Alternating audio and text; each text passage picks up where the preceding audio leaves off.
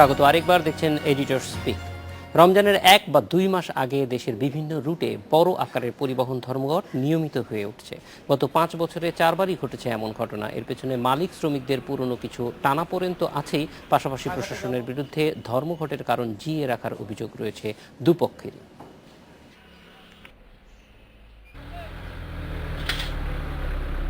ফরিদপুরের মধুখালীতে বাস ডাকাতির ঘটনায় ড্রাইভার ও হেলপারকে আটককে ঘিরে সম্প্রতি দেশজুড়ে দেশের দক্ষিণাঞ্চলের পরিবহন ধর্মঘট পালিত হয়।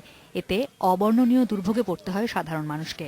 স্বরাষ্ট্র প্রতিমন্ত্রী ও নৌপরিবহন মন্ত্রীর হস্তক্ষেপে আপাতত এর সুরাহা হলেও যে কোনো সময় আবারও যে এমন দুর্ভোগ হবে না তা নিশ্চিত করে বলতে পারছে না কেউই।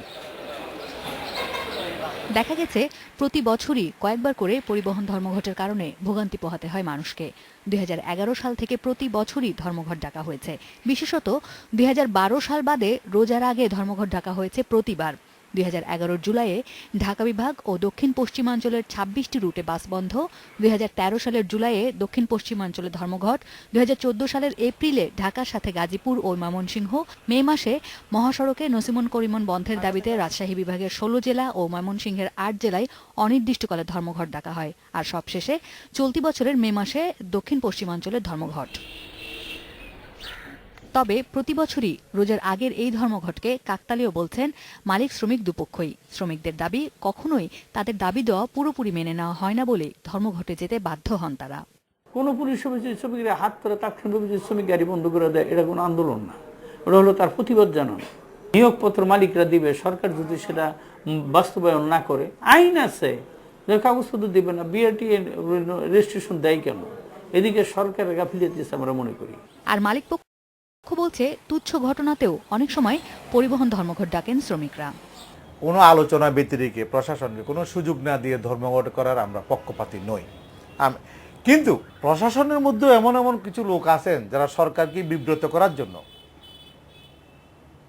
পরিস্থিতিটাকে ঘোলাটে করার জন্য তারা এমন কিছু করেন যেন এই ধরনের করতে বাধ্য হয় শ্রমিকেরা।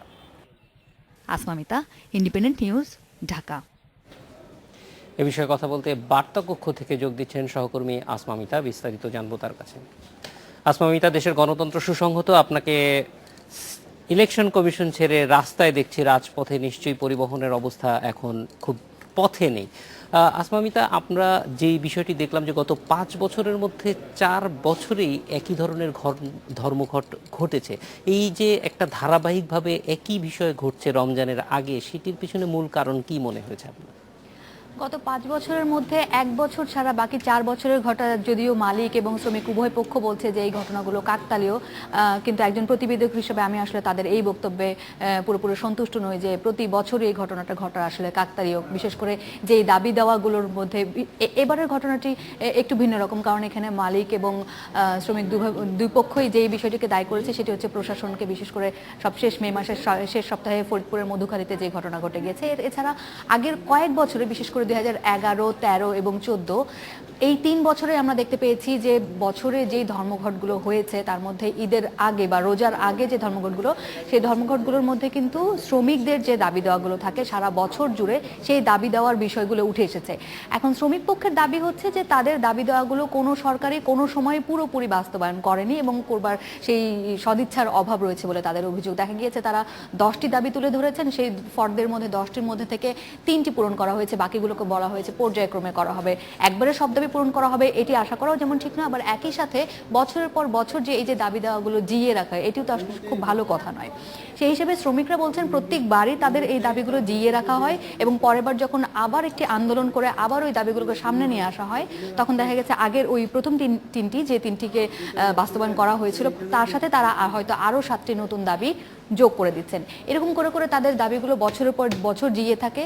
এর বাইরেও এবারের ঘটনার সাথে এই যে ঘটনা, এইরকম ঘটনা এর আগেও একবার ঘটেছিল, সেটি ঘটেছিল সিলেটে 2014 সালে, যখন দেখা গিয়েছে যে এরকম একটি দুর্ঘটনাকে কেন্দ্র করে ড্রাইভারকে দোষী সাব্যস্ত করে মামলা করা হয়। এখন শ্রমিকদের দাবি হচ্ছে যে পুলিশ চাইলে মামলা করতে পারে, কিন্তু কোনোভাবেই পুলিশ চাইলে শ্রমিকদের মধ্যে বিশেষ করে ড্রাইভার, হেল্পার বা তাদেরকে সরাসরি শারীরিকভাবে নির্যাতন করতে পারে না। তারা তারা চাইলে মামলা করতে পারে এবং সেই মামলা সুষ্ঠু তদন্তের মাধ্যমে যদি তিনি দোষী প্রমাণিত হন সেক্ষেত্রে তাদের কোনো আপত্তি নেই। কিন্তু ব্যক্তিগতভাবে আমি যেই ঘটনাগুলো এই 5 বছরে আমি এই সংবাদটি করতে গিয়ে পর্যালোচনা করে দেখে আমার যেটি মনে হয়েছে সেটি হচ্ছে যে এই অল্প শ্রমিকদের এই অল্প কয়েকটি দাবি আসলে এই ঘটনাগুলোর পিছনে মূল কারণ নয়, এর পেছনে আসলে আরো বড় কারণ রয়েছে এবং সেটিকে তারা যেমন বলছেন যে হ্যাঁ প্রশাসনের কিছু উদাসীনতা রয়েছে, আমার মনে হচ্ছে প্রশাসনের আসলে বেশ বড় ধরনের উদাসীনতা রয়েছে এই ঘটনাগুলোকে পুরোপুরিভাবে সমাধান করবার জন্য। আসমামিতা, এই যে রমজানের আগে যে করা হচ্ছে যেটা বলছেন, এইটি আসলে অন্য কোনো উদ্দেশ্য থাকতে পারে? কারণ একটি বিষয় আমরা জানি যে পরিবহন ক্ষেত্রে যেটা হয় যে ঈদের আগে বলা যায় যে পরিবহন ক্ষেত্রের একটা ভিন্ন রকম চিত্র থাকে, সেখানে চাপ বেশি থাকে অনেক বেশি, সেইখানে কোনো ধরনের নেগোসিয়েশনের জন্য আগের থেকে এই একটা হুমকি দিয়ে রাখার প্রবণতার জন্য কি এই ধরনের কাজ প্রতি বছর হচ্ছে, অথবা অন্য কোনো কারণ আছে? মালিক পক্ষের প্রতিনিধি যিনি, যার সঙ্গে আমরা কথা বললাম, অর্থাৎ মালিক সমিতির যিনি সাধারণ সম্পাদক, তিনি একটি বিষয় বলছিলেন যে তৃতীয় পক্ষের একটি ইন্ধন এখানে থেকেও থাকতে পারে। তিনি সরাসরি আমার কাছে স্বীকার করেননি এবং তিনি বলছিলেন যে প্রশাসনের মধ্যে কিছু কর্মকর্তা থাকেন তাদের ভেতরে, যারা অনেক সময় দেখা গিয়েছে যে এই যে স্বাভাবিক যে প্রক্রিয়াটি চলছে সেই প্রক্রিয়াটিকে ব্যাহত করবার জন্য একটি পক্ষ কাজ করে এবং সেটি যে কেবলমাত্র প্রশাসনের কর্মকর্তারাই কাজ করে না তা না, প্রশাসনের কর্মকর্তার ভেতরে, শ্রমিকদের ভেতরে, মালিকদের যে সংগঠন থাকে তাদের ভেতরে বিভিন্ন রাজনৈতিক মতাদর্শের লোকজন আসলে কাজ করে। তো তার দাবি অনুযায়ী সেটি হচ্ছে যে ওই যে ভিন্ন মতাদর্শের যারা কর্মকর্তা বা যে সমস্ত ব্যক্তি জড়িত এই বিষয়টির সাথে, এই পরিবহন খাতের সাথে, তারা অনেক সময় পরিস্থিতি অস্থিতিশীল করতে চায় এবং এই পরিস্থিতি অস্থিতিশীল করতে চাওয়ার পেছনে তাদের যুক্তি থাকতে কোনো না কোনো সুবিধা আদায় করে না। সেখান থেকে এই বিষয়টি পরিষ্কার যে অবশ্যই রোজার আগে এই ধরনের পরিস্থিতি যদি এইরকম কোনো দাবি দেওয়াকে ঘিরে বা পরিস্থিতি অস্থিতিশীল করতে চাওয়াকে ঘিরে হয়, তাহলে তো এটি পরিষ্কার যে কোনো একটি কারণেই এবং এই ধরনের সুবিধা আদায় করবার জন্যই তারা করে থাকেন। আসমামিতা, আমরা দেখেছি যে যতগুলো পক্ষের কথা বলছেন, মালিক, শ্রমিক, প্রশাসন, তার মধ্যে কিন্তু একটি পক্ষ নেই, সেটা হচ্ছে যারা এই সড়ক পথে চলাচল করছেন, অর্থাৎ যাত্রী। কিন্তু সেই যাত্রীদেরকেই বারবার জিম্মি করা হচ্ছে। ফলে এই যে যাত্রীদেরকে বারবার জিম্মি করা হচ্ছে, তাদেরকে যত জিম্মি করা না যায়, না হয়, সেই জন্য কোনো ধরনের উদ্যোগ বা এই যে তাদেরকে জিম্মি করা হচ্ছে সেই জন্য মালিক বা শ্রমিকদের কোনো ধরনের অপরাধ বোধ আছে কিনা? মালিকদের দিক থেকে তারা যেমন বলছেন যে প্রতিবেদনেও আপনি দেখছিলেন বলছেন যে তুচ্ছ ঘটনাকে কেন্দ্র করে শ্রমিকরা যে আন্দোলন করে এটি তারা চান না এবং তারা চান যে শ্রমিকরা যদি কোনো দাবি দেওয়া তাদের থেকেও থাকে সেই দাবি দেওয়াগুলো যেন বাস্তবায়ন করবার জন্য মালিক পক্ষকে এবং প্রশাসনকে একটা সময় দিয়ে তারপর যেন তারা এই ধরনের পরিবহন ধর্মঘটে যান। অন্যদিকে শ্রমিকদের দাবি হচ্ছে পরিবহন ধর্মঘটে না যাওয়া পর্যন্ত তাদের কথা কেউ কখনো শোনেনি।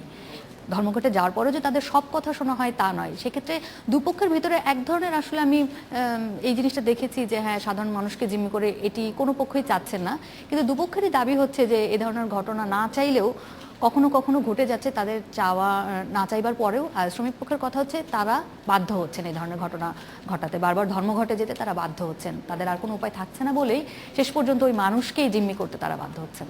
আসমামিতা, আমাদের সঙ্গে যোগ দেওয়ার জন্য অনেক ধন্যবাদ। এডিটর স্পিকে এবার বিরতি, ফিরছে একটু পর।